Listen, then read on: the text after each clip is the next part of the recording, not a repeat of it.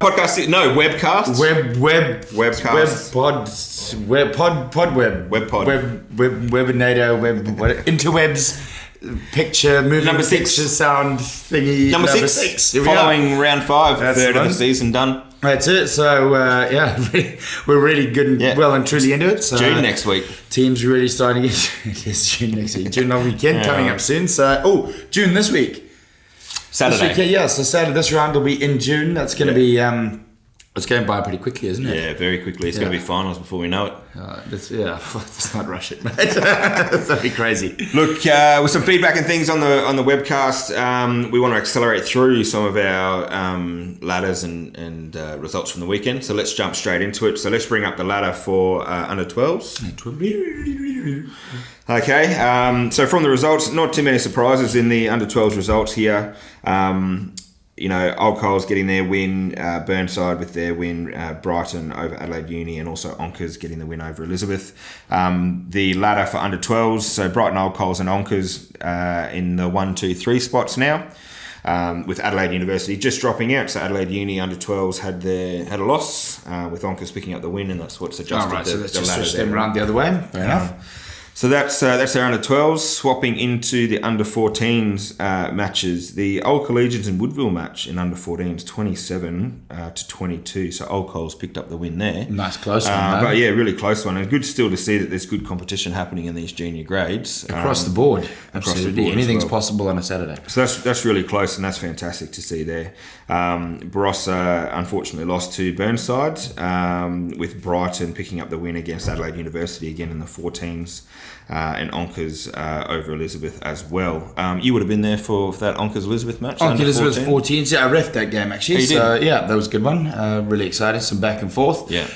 Onkers brought really exciting outside winger in the second half. I think he scored 3 tries in about 5 minutes. Wow, kid's really, really quick. Good. So an exciting prospect he is. But Onkers had a good side out there, and it was a good game actually. Yeah. So on the ladder there, you'll see that Brighton, Barossa, and Burnside occupying those first 3 spots. But there's no change from last week in those top 3. Despite the fact Barossa didn't pick up their win, they're still sitting on the 20 comp points, and their for and against sits them in second spot, which is good to see. Onto the 16s. Now, this has been the competition that we've been wanting to keep an eye on. There's been really hotly contested and things like that. But unfortunately, from the weekend, a few too many injuries, a bit of the flu and things wandering around. 3 of the 4 matches that were due to be played ended up in forfeits. Oh, wow. So only one game played. Only one game played for competition points. Now, there were 2 others that were still played for rugby's sake. For rugby's sake, absolutely. to have a scratch match. But the match between Barossa and Burnside, which was the one played for comp points, Barossa just being pipped by Burnside. Burnside on 17, finishing the game. Barossa 14. That would have been exciting. So there's only a penalty kick in that. 17-14. Obviously, the rain had a bit of the rain. effect on that one. It was sideways. I was there. I was in Barossa for that game. Oh, really? It was sideways in the 14th match. Yeah, no doubt. Wet. But look, played in really good spirit and things as well, and you could see the players getting around each other after the match and things too. Fantastic. On that ladder, so Brighton, Burnside, and Onkaparinga are now sitting in the top 3 spots. Brighton and Burnside kind of battling it out off the top there, so they've just switched the 1-2 spots there, but there's only a couple of points in it from a comp points perspective, but unfortunately the Swarm with their forfeit this weekend they were really sitting around the top of the table there for a long competitive, time. Have dropped down to 6th spot there now. So they got a lot of hard work to do forward. But again, I mean, there's only 5 points or 6 points between the top and the bottom there, right? So crazy. So it's still nice and tight in that 16s competition, and as we step onto the 18s here, really good to see actually that 18s in the past has sometimes been one.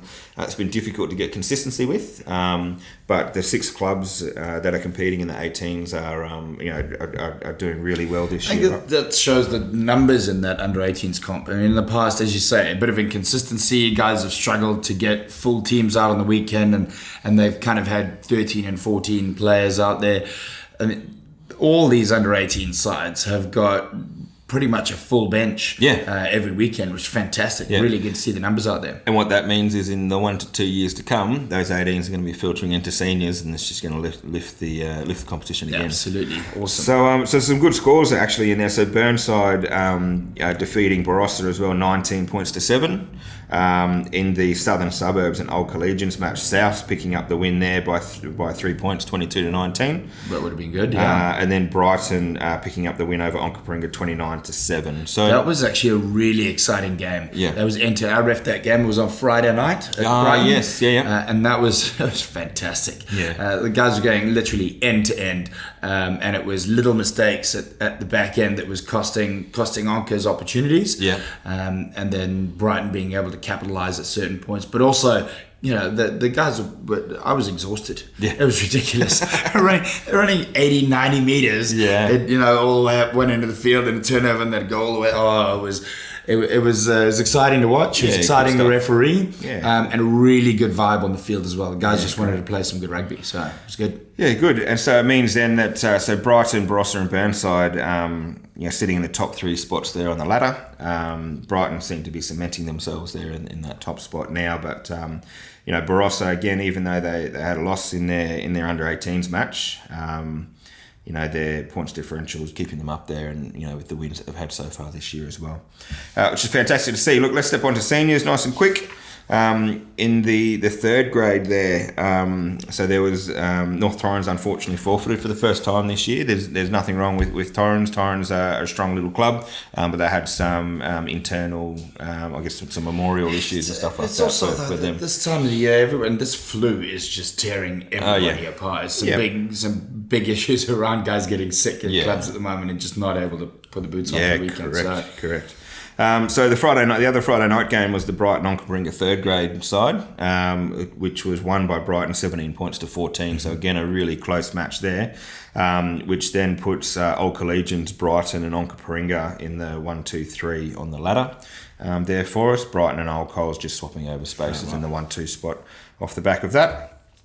In the reserve grade, again, a couple of forfeits in reserve grade. So Adelaide University and Elizabeth unable to get their teams up. Again, probably largely due to illnesses and some injuries and stuff that are starting to get defence off and about. So they're away now, which makes life a bit difficult at Elizabeth. Mm-hmm. But chatting to the guys on the weekend and opportunity there that we're making available, and I think maybe something a lot of other clubs can do, where those clubs who've got an overflow of players or a third grade who aren't playing, I know there's an opportunity for those players that they've already paid their insurance and their registration or whatever. It's easy enough to have a chat to you guys and get them out playing for each other's clubs, and let's just get the guys playing rugby if they can, and try and get rid of some of the forfeits. But the flu really hit some of us pretty hard in the last week.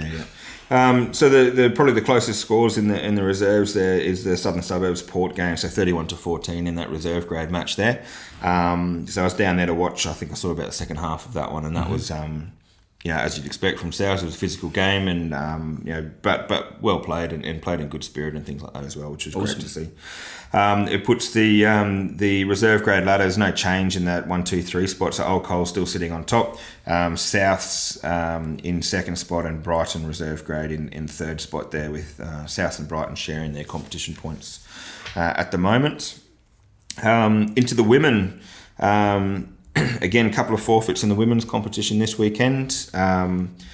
But the matches that were played, so Elizabeth and Onkaparinga had a pretty good knock against each other, did they? A lot of fun. The ladies out there were having a great time. The weather wasn't kind, as you say. It was that time of the day where it was coming sideways. It was coming down, but it was a really good outing. As Onka's women, I got some really good numbers out there. Yeah, and both of these clubs had their women's teams, I guess, revived last year. Is that right? So it's only in the second year of their women's, and it's good to see that there's some good competition starting to step through within those women's sides, right? And equally, the other match that was played was South and Woodville, with South picking up that win against Woodville there in the women's side, as you'd probably expect given the ladder and things at the moment. So again, for the women's, there's no change in the spots there. So Uni are the team to be after in the women's competition, with Souths in second and then Burnside in third spot on that ladder. Then we move on, I guess, to the Coopers Premier Grade. So all matches, played in first grade this weekend. Look, some big scores in the Premier Grade matches, which is probably to be anticipated given the draw structure that we've got this year. To be expected. Also, this time of the year, if particularly a couple of the weaker sides, if they've picked up an injury or a sickness, that it has a big effect, a much bigger effect on the smaller, the historically Division 1 clubs than it would on the Premiership clubs. Getting into this part of the season, it's gonna hurt the smaller clubs a little bit more. Yeah, but the other thing as well is that I think as a community we don't just need to focus on the performance of our first grade men's side. Like, there's been some fantastic results that we've seen through the juniors and in the women's grades and things Absolutely, as well. fantastic.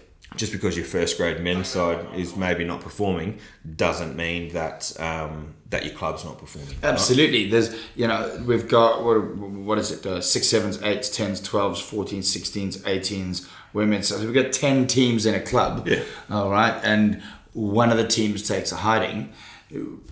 Yeah, it doesn't change the fact that it's a fantastic day with hundreds of people there, and there's money coming in over the canteen and the bar. Great rugby, everybody's having a wonderful time, and it's been a wonderful day. If your 14s and 16s and 10s win, that's 3 wins. Then I'm not going to say who cares about the first grade, but we've got some kind of weird focus on our first grade rather than whole club.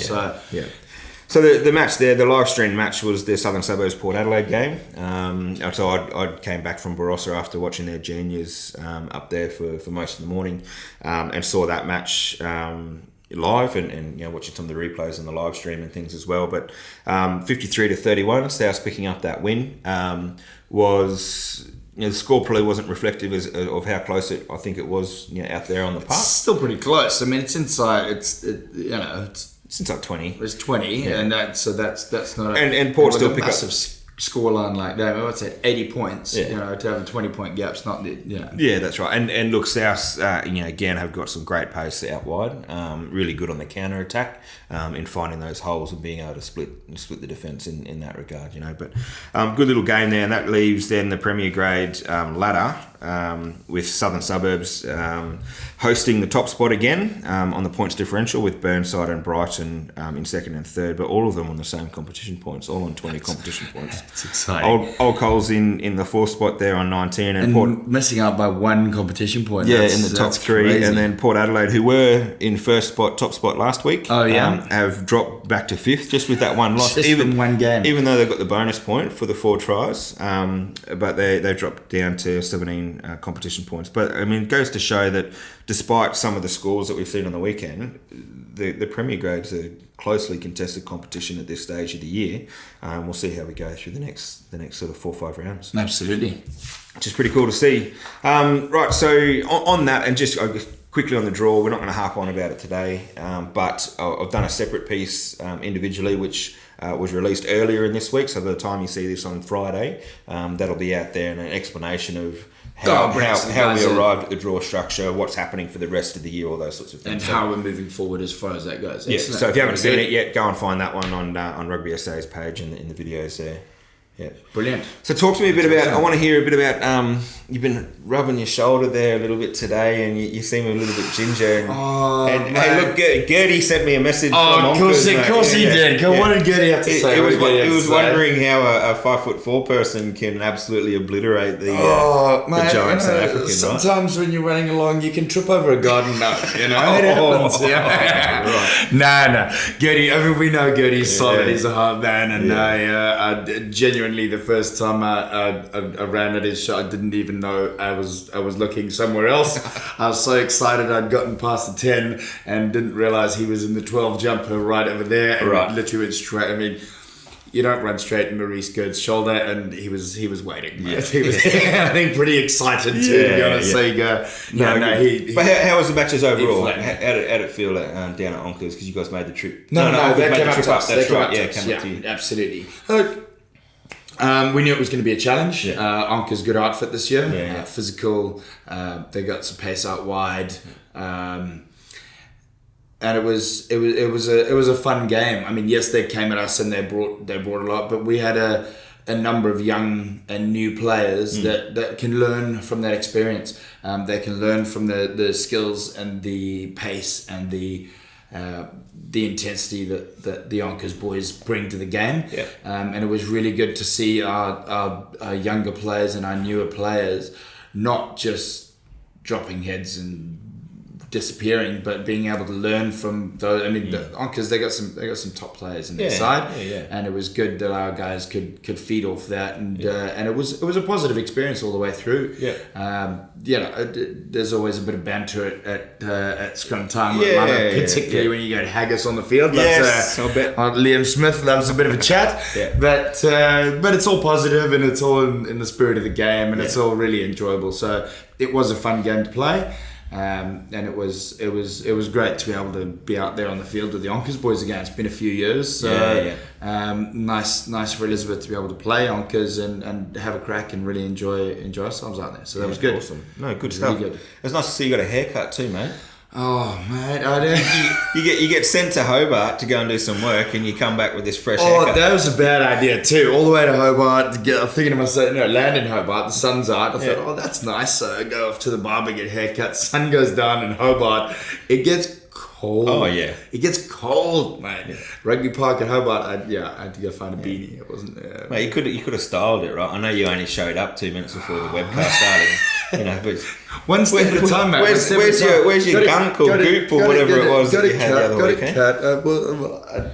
I actually didn't bring it. You haven't got it. I rushed in, mate, to come and join you. I didn't want to leave you on your own all morning. Pathways. The Pathways released now? All the squads up on Facebook and on our channels and stuff? Pathway team's up and out. That's it. Ready to go. So we're finalising that at the moment, and they'll all be registered and good to go by the weekend. So very excited about that. Yeah, looking forward to those trips. Well, make sure you go and check out those players that are listed on those squad lists. For sure. Yeah. Excellent. Congratulations to all of them too. Yeah, absolutely. Congrats. Right, so round 6 coming up.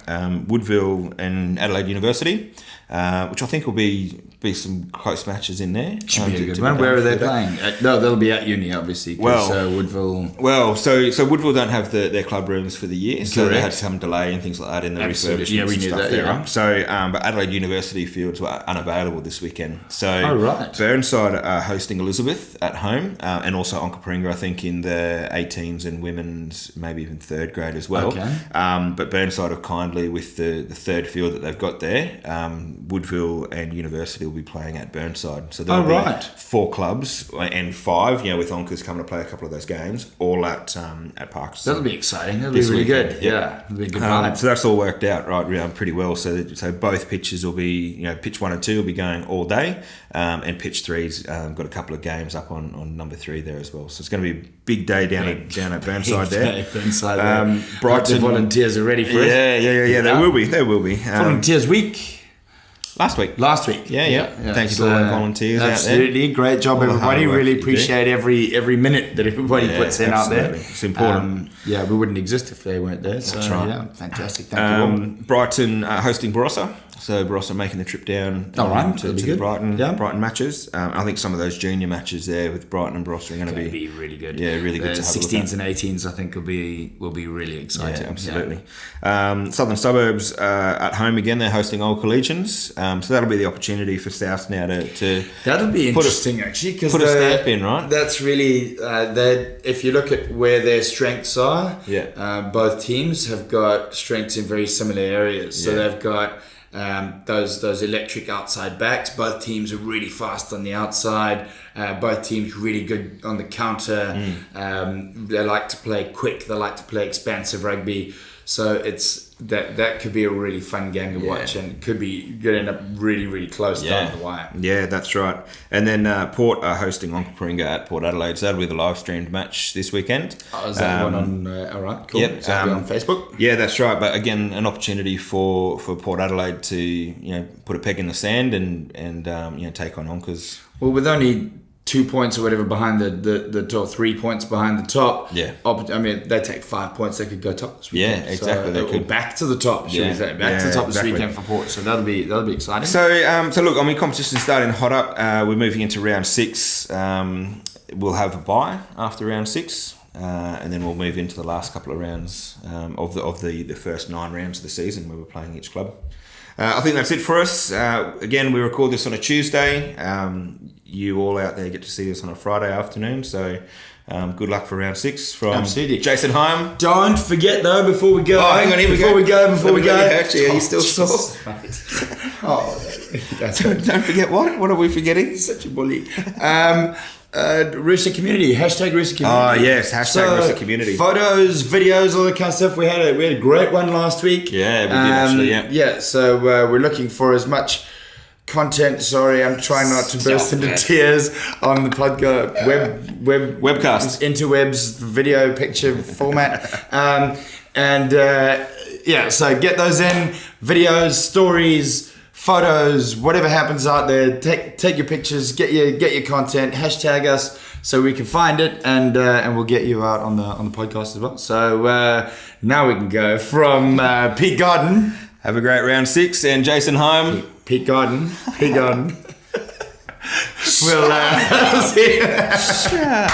We'll see you next week. See you next time.